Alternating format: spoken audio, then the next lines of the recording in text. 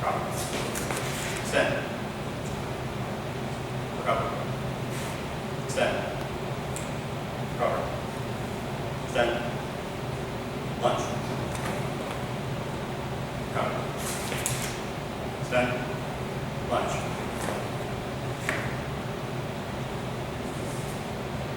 Recover. Nice. Blade. Make sure that when you recover from a lunge, you don't leave your blade hanging out there. So you gotta lunge, and then you recover back here. You don't want to leave your blade hanging out there because that'll allow your opponent to take control of it. So make sure that you break your arm back to the upper position. All right, we're going to combine all of the corners so far. So on guard, advance, advance, retreat, retreat, retreat, advance, advance, retreat, lunge, recover, advance, advance, extend, lunge,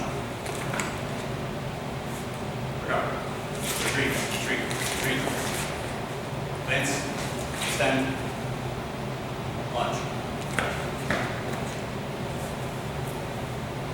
recover, extend. Guys, wait. Oh.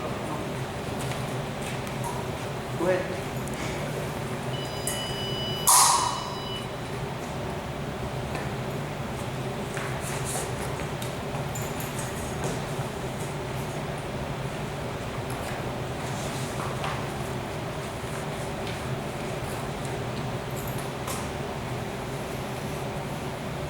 All right, yes, we can move on to the next and last thing. Last thing, crash course epee, parries. Now, unlike traditional sword fighting, what you think of, it's very hard to block a shot with a blade. If someone is coming at you, which if they were coming at you like this, it'd be very easy. You can just block. But because there's a little point thing on the end, we're not going to be coming at you like this. We're going to be coming at you like this. And it's very hard to block this little tiny blade, a stab coming at you. So what you have to do is, it's not a block, it's a redirection. So all you're doing is redirecting their blade from your body to somewhere else. And that somewhere else doesn't matter where, as long as it's away from you.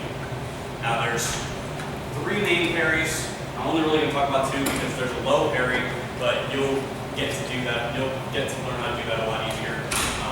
For now, I don't think anyone's really going to attack you low for the most part.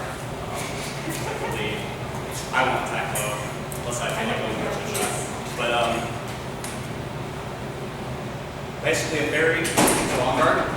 The main parry that we'll end up doing is the inside parry. And since your arms already should be fairly outside, as remember I said, elbow in, bell out. For the most part, your blade should be fairly outside of your body's line. So as you can see from here, my body ends here, but my bell is outside of that line. Now some people, it won't be that way. If you're a bigger individual like me, that's not always going to happen. And that's okay. You just have to be aware that your outside parries are going to have to exist a little bit more than for someone like me. So inside parry is where you're parrying your inside. So what basically it is it's a push. That's all it is that you're just taking someone's fictitious blade and you're just pushing it. And we don't want any windshield wipers. Windshield wipers are bad. No windshield wipers. It's a push. Yes. Can me and Dee demonstrate why windshield wipers are bad? Sure. Why not? Okay, guys, this is what we call the DD special. Because, well, none of us call it that. It's just DD who calls it that. Okay, so basically what I'm gonna do is make an attack to her inside towards her chest, and then she's going to demonstrate the DD special or why you don't want to windshield wiper. Go slow so they can see. Can you go at an angle so they can see your profile? Okay. So basically, I'm attacking towards your torso, and notice that if you're a guy, you can kind of imagine how that went. Here, if you're standing towards me, here, can you come this way a bit? So think of it like if she's attacking me, and I'm doing the windshield wiper, she's coming in towards the chest, not good.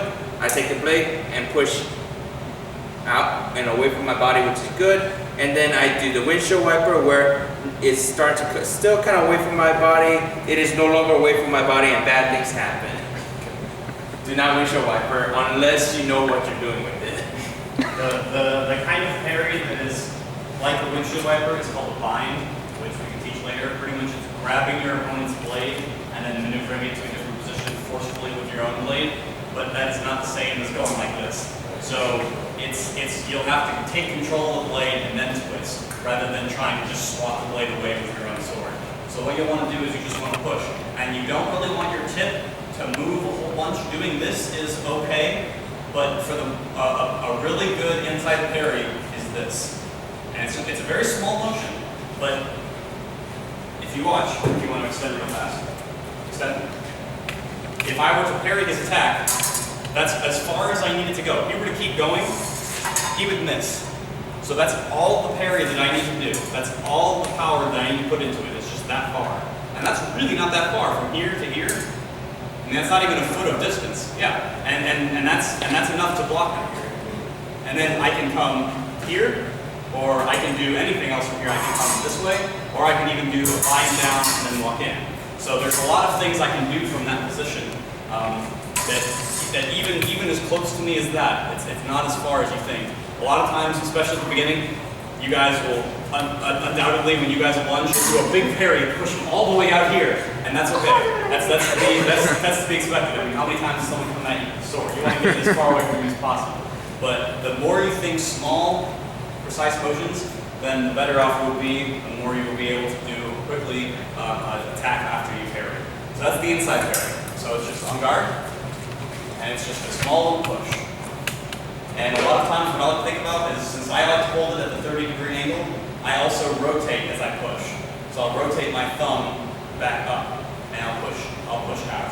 Now that's a pretty big, pretty big motion, but that's the type of motion that we want. It's just a push out, and we want to keep the tip pretty much pointed at our opponent so that we can come back in with a riposte. A lot of fencing terms, a riposte is something after you parry, then you're attacked straight from your parry to your opponent. It's called a riposte. They call it a parry riposte attack. The next one is the outside parry, which if you're holding a normal on guard should be a very, very small motion, because there shouldn't be very much outside that you're showing. An outside parry is pretty much the same thing, but it's just a little push out. And most of the time, all I do, I don't even push, I just end up rotating. So all it is a rotation from here to here. And that's as far as I need to go, because there's no way that the opponent's blade is going to be able to come around from that side. The only time that'll happen is with a lefty, and in which case you'll have to do different kinds of parries, which we can teach you later. Because lefties, if you're facing a lefty here, if you're under, so if you parry me outside, yeah, there you go, good. Right here. I mean, if I just extend, I can still come and hit you. So a lefty is going to be a little bit different, but noted that you can also do the same thing with the lefty if you're on the same side. So the lefty, however, the lefty faces more righties than you face lefties, so they have kind of the advantage there, because they face more of you than you do of them. So those are your four basic things. Your on guard, your motion, your attacking, and your defending.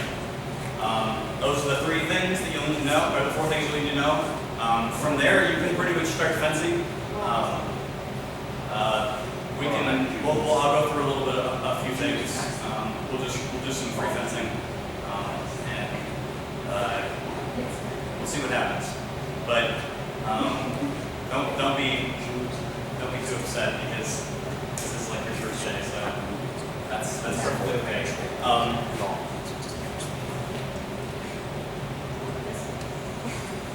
Like I said, in that phase, there's double touches. If you both hit at pretty much the same time, and you both get awarded points.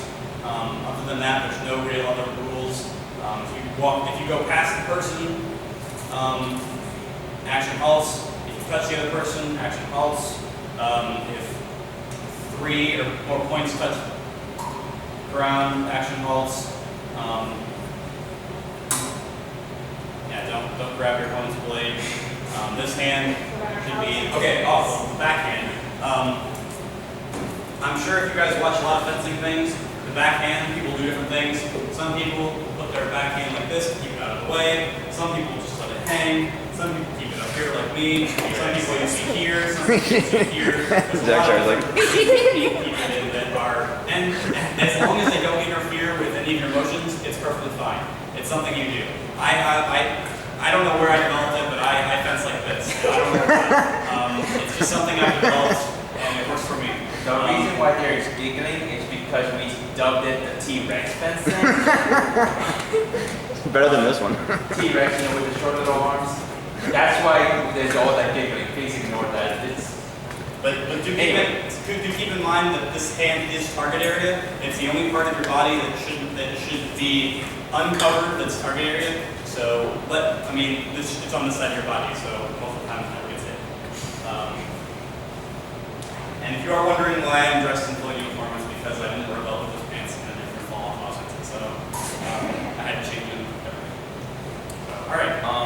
One other thing I want to mention, especially like you, I think you have some background in baseball and stuff, right? Some background. Something I see a lot is with a lot of beginners is that when they see things moving toward their face, they try to catch or at least block, kind of something like that. I had one guy who did an actual arm block. That was interesting. But problem with that is it's probably not going to be fast enough to block it. And B, if you block it, it's hand, your soft, squishy flesh versus steel. Steel does not really lose often. Yeah. Donnie, please. Well,